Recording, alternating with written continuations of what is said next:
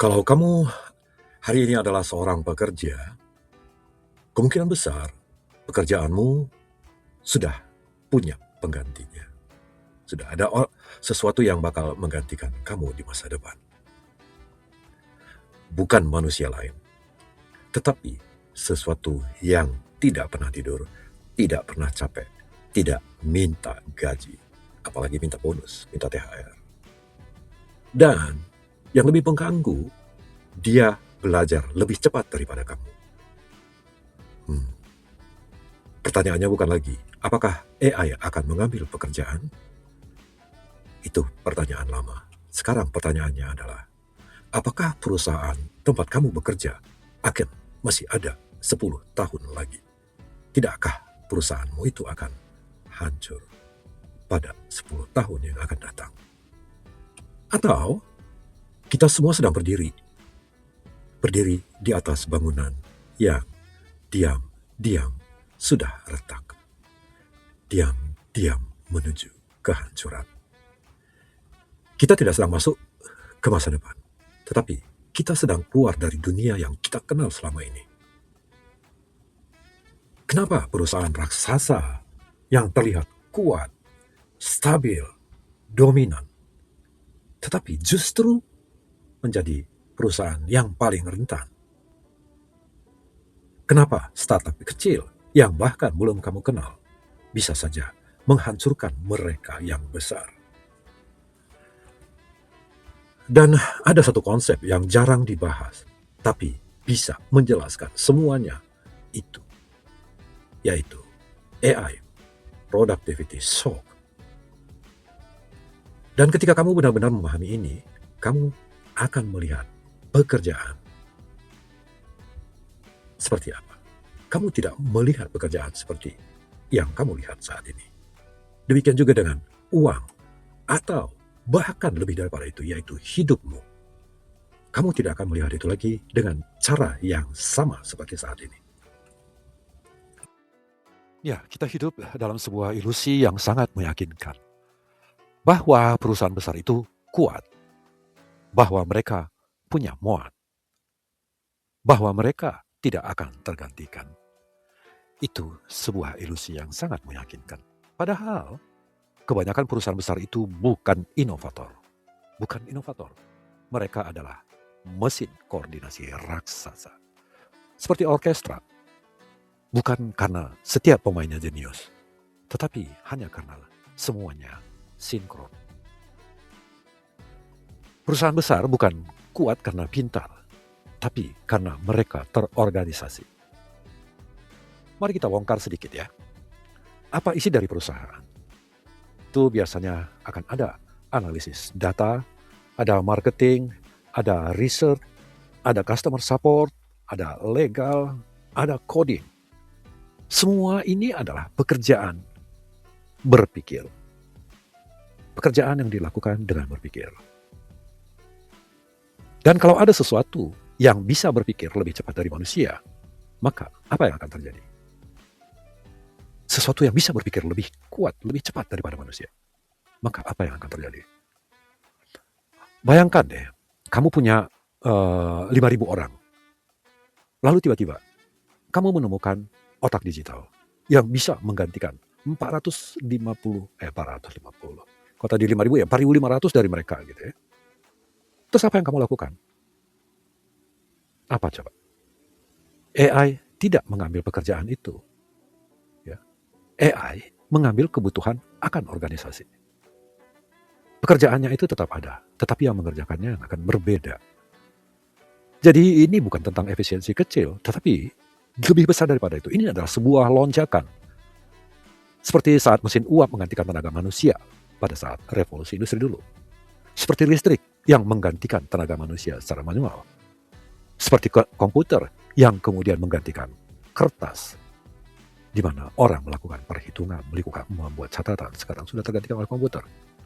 Setiap revolusi teknologi tidak hanya menciptakan pemenang baru, tetapi juga sekaligus membunuh yang lama. Lucunya, banyak perusahaan sekarang mengadakan meeting tentang AI. yang kemungkinan besar akan membuat meeting itu sendiri menjadi tidak diperlukan lagi. Kita sedang menggunakan manusia untuk mendiskusikan bagaimana mengganti manusia. Ya. Kita itu sedang menggunakan manusia untuk membahas bagaimana cara menggantikan manusia itu sendiri. Wah, manusia akan tergantikan, terbantu, atau justru menjadi susah. Selanjutnya, kita akan masuk ke bagian yang tidak nyaman. Banyak perusahaan besar tidak akan mati karena AI menyerang mereka secara langsung. Mereka akan mati karena sesuatu yang lebih kecil, lebih cepat, dan lebih murah. Itu karena kebutuhan, bukan karena AI-nya yang menyerang, tetapi perusahaan yang membutuhkan mereka. Seperti dinosaurus. Itu bukan musnah itu ya. Bukan karena sebuah serangan besar dari pihak lain. Tetapi karena lingkungan tempat mereka hidup. Dan mereka terlalu besar untuk beradaptasi. Jadi perusahaan-perusahaan yang besar-besar itu sudah seperti dinosaurus yang sulit, terlalu besar untuk melakukan adaptasi pada perubahan lingkungan. Jadi, yang membunuh raksasa itu bukan sebuah kekuatan, tetapi karena kecepatan. Yang besar akan kalah untuk berlomba cepat. Misalnya startup masa depan, ya, isinya 2 atau 5 orang. Terus timnya apa? Timnya adalah AI.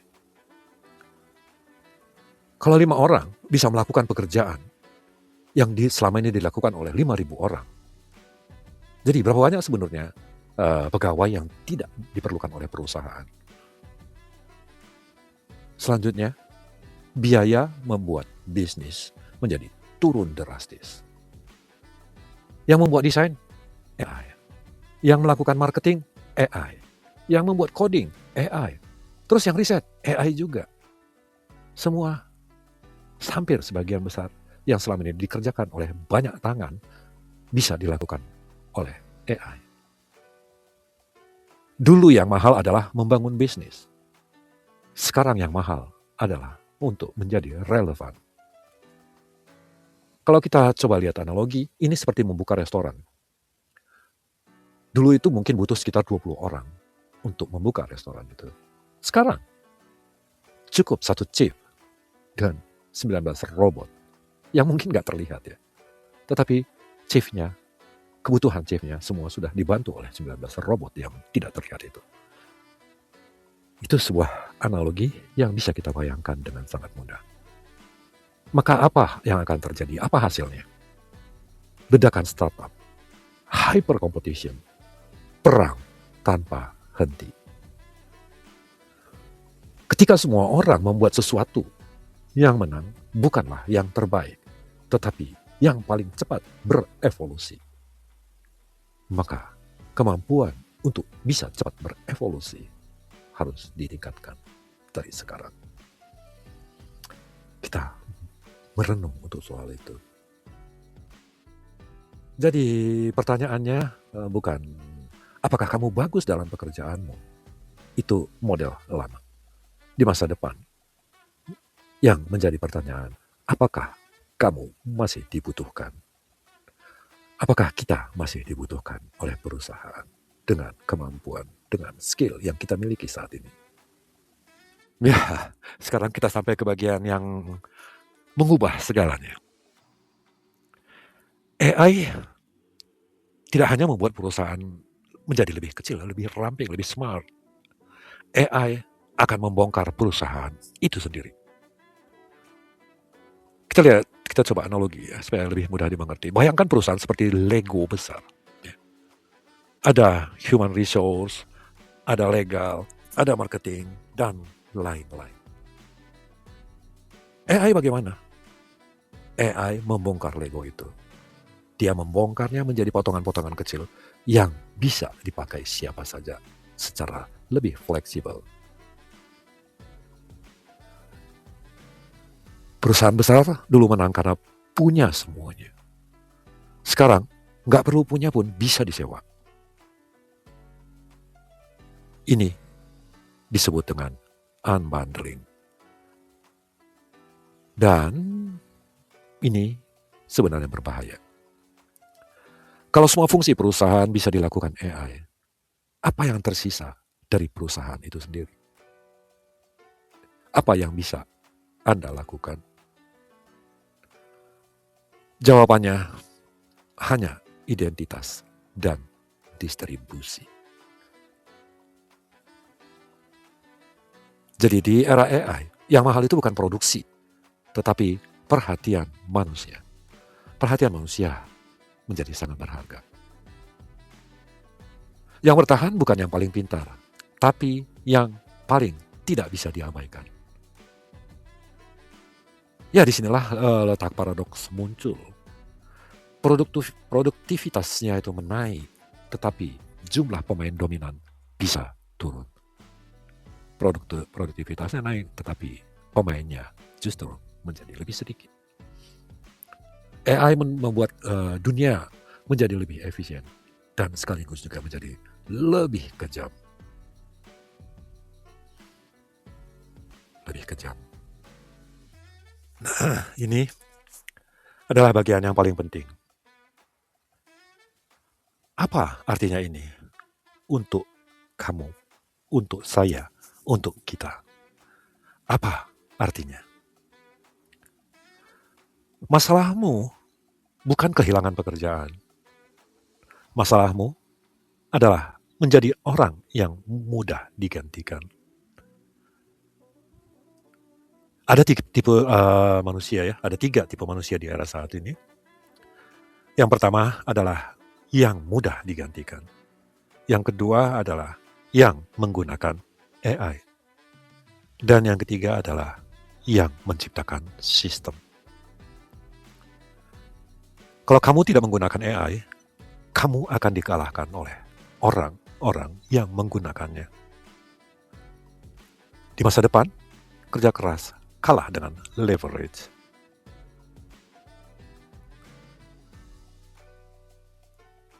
Ya, tapi kamu tidak perlu menjadi jenius.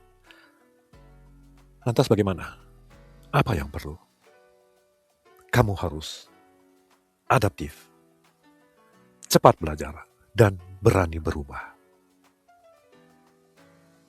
Jangan katakan setia hanya untuk sekedar tidak mau berubah. Orang yang bertahan bukan yang paling kuat, tapi yang paling cepat berubah.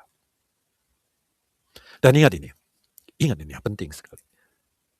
Perusahaan raksasa bisa saja runtuh.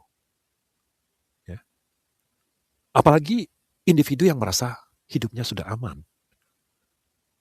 Yang merasa nyaman di situasinya saat ini dan tidak siap untuk berubah. Dunia tidak akan menunggu kamu untuk siap. Dan masa depan tidak peduli apakah kamu takut. Maka bersiaplah untuk berubah sebelum dunia tidak peduli untuk apakah kamu sudah siap atau tidak.